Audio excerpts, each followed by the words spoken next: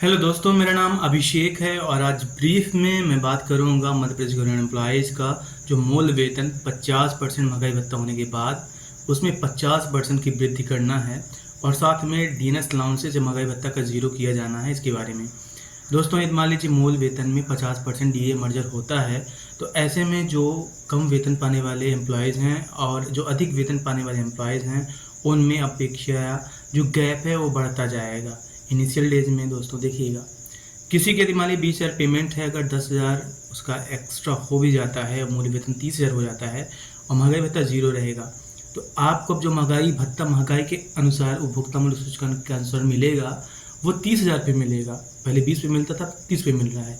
किसी का मान लीजिए कि मूल वेतन 40,000 है तो उसका 60,000 हो जाएगा। तो अब उसको जो मूल वेतन का जो डीएनएस अलाउंसेस रहेगा वो 60,000 पे मिलेगा।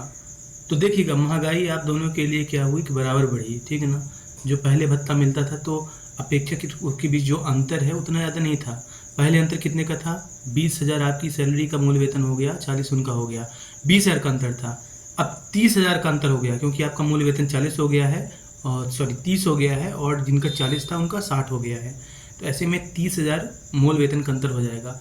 दोस्तों, जो ये खबर चल रही है पुरानी खबर है, कई सारी मीडिया हाउसेस ने पहले भी इसे चलाया है, फिर बाद में उन्होंने नकार दिया है कि समय के साथ ये जो 8th पे कमीशन है उसी के आने की संभावना है और जो डीए मर्जर की बात है ये गलत है। या फिर आप बोल सकते हैं कि इस पर कोई भी आधिकारिक स्टैंड गवर्नमेंट का नहीं रहा है और यही वजह है कि अब जो 50 से 53% डीएनएस अलाउंसेस सेंट्रल गवर्नमेंट का होने की बात है वो सामने आई है, क्योंकि उपभोक्ता मूल्य सूचकांक 1 जनवरी से लेके जून 2024 का डेटा पूरे सामने आ गया है और कवायद ऐसी लगाई जा रही है कि सितंबर में या फिर बहुत जल्द आप देखेंगे कि जो सेंट्रल गवर्नमेंट एम्प्लॉयज़ का डीएनएस अलाउंसेस है वो 50 से बढ़ के 53 हो जाए। दोस्तों, एक छोटी सी अपडेट है जिसपे काफ़ी भ्रम फैल रहा था और मैं इस बात को मैं आपके सामने रख भी दिया किस तरह से ये जो छोटे एम्प्लॉयज़ हैं उनके लिए नुकसानदेह रहेगा या फिर अपेक्षा की जो वेतन विसंगति वो बढ़ती जाएगी।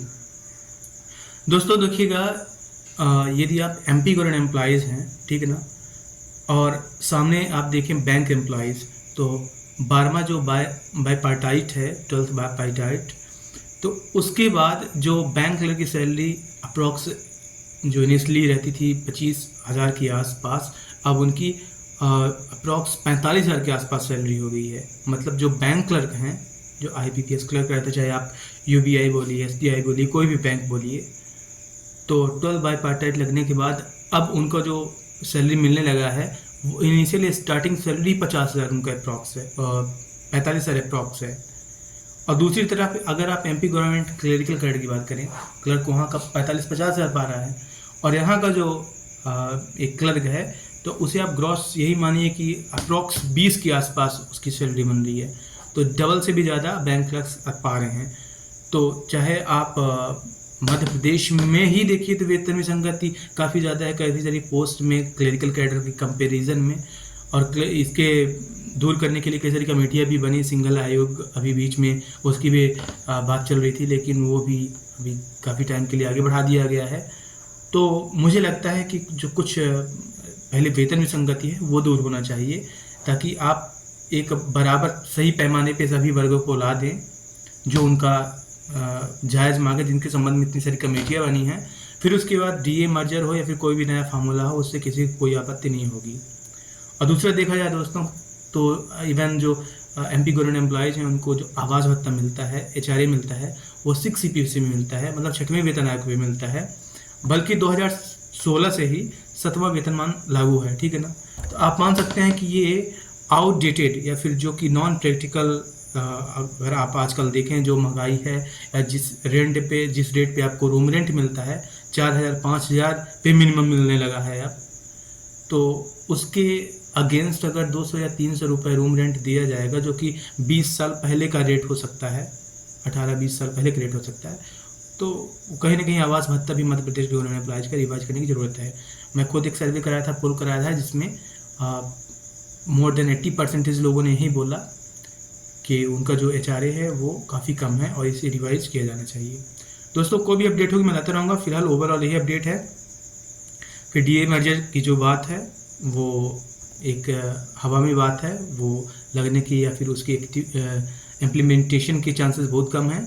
दूसरा, 12th पाई चार्ट के बाद जो बैंक क्लर्क्स हैं उनकी सैलरी अप्रत्याशित तौर पे बहुत ज़्यादा बढ़ी है और मध्य प्रदेश के जो क्लरिकल कैडर हैं वो बैंक क्लर्क की तुलना में अब आधे से भी कम वेतन पा रहे हैं। और दूसरी बात यह है कि लिपिकों की जो वेतन विसंगत रही है क्लरिकल की रही है तो सिंघल आयोग के द्वारा वो दूर हो सकती थी, लेकिन जिसकी रिपोर्ट पे न कोई भी खबर सामने है उसे उसका टाइम लाइन आगे बढ़ा दिया गया था। और जो सभी के लिए कॉमन समस्या है वो आवास भत्ता है, जिसपे गवर्नमेंट पहले सोचने का तो चल रहा था कि हाँ कई सारे स्टेप लेने वाली है, लेकिन फिलहाल के लिए कोई भी बात सामने क्लियर नहीं है। दूसरी तरफ छत्तीसगढ़ में ऑलरेडी जो गवर्नमेंट एम्प्लॉयज़ हैं छत्तीसगढ़ के उनको भी 6 CPC पे मिल रहा था, पिछले साल से उनको 7 CPC पे मिलने लगा है जो HRA है। दोस्तों ये अपडेट है, कोई भी अपडेट होगी मैं ब्रीफ करता रहूँगा। Thank you.